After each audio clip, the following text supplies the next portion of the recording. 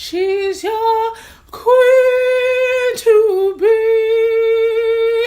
She's your queen to be forever.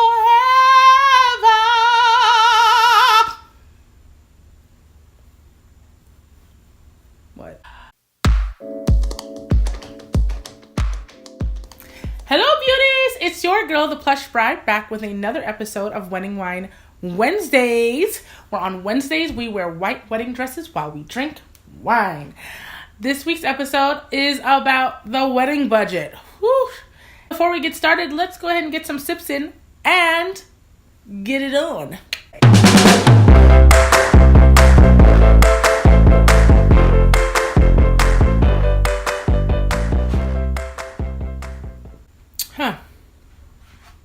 Wedding Wine Wednesday first, guys.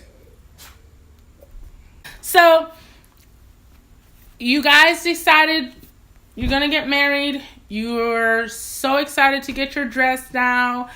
You're figuring out how to find your dress because you've been watching my videos and you're starting to understand the struggle of dress hunting, but you're having so much fun getting the dress.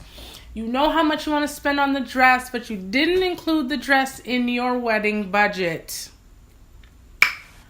Well, my dear, I'll tell you, you should have done that. Wedding budgets are essential to have because, one, you don't want to spend more than you have, and two, you want to stay within budget. The average wedding, you know, as it's been so far, is like $25,000, $30,000. So the average wedding does cost that much. You have your venue, you have your caterer, you have your linens, you have your lights, you have your flowers, you have your music, you have your officiant. There's a lot that goes into weddings and wedding planning.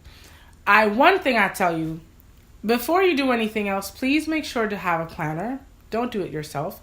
You will become a bridezilla. You will go crazy and you will lose your friends and family in the process. And then nobody will care that you're married. And then you're going to be married. And then when you're ready to go out with your girls, you won't have any. Okay?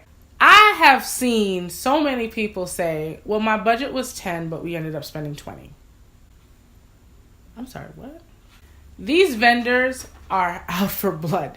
If you put the word wedding in front of it, it is automatically $10 million.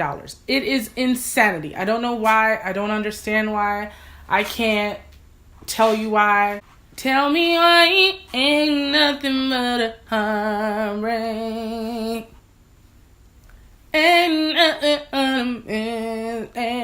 Tell me why. There's certain things you can like cut corners on, and there's certain things you shouldn't cut corners on. The things you should not cut corners on. Your dress is one of them.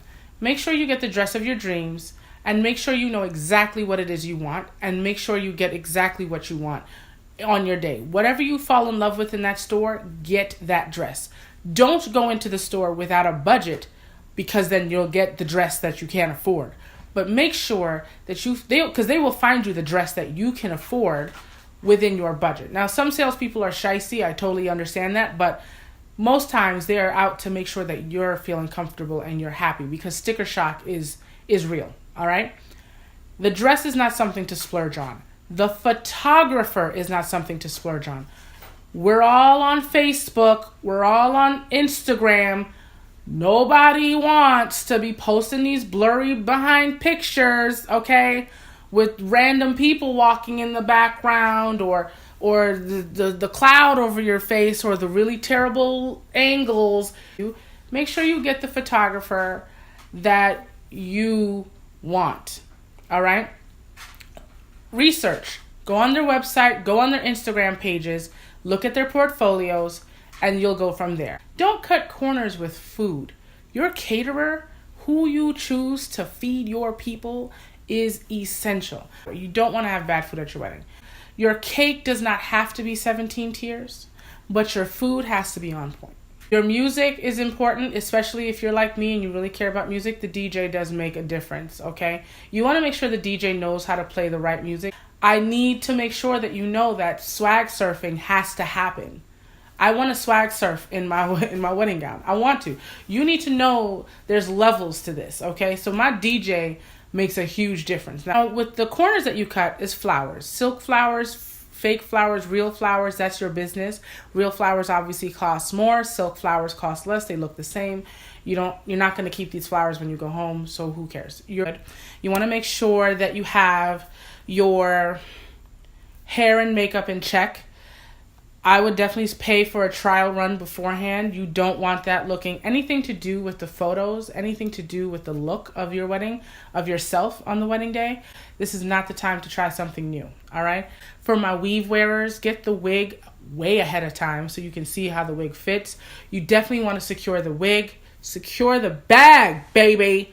You don't want to have to do this a lot. We're not trying to whatever. I'm doing this now because your girl lost her stocking cap, but you want to make sure things are taken care of and not flying off you, because you don't want that to happen. That would be a great wedding video. If there's a specific location that you want, that's one thing where the budget may or may not. The budget usually gets affected by location.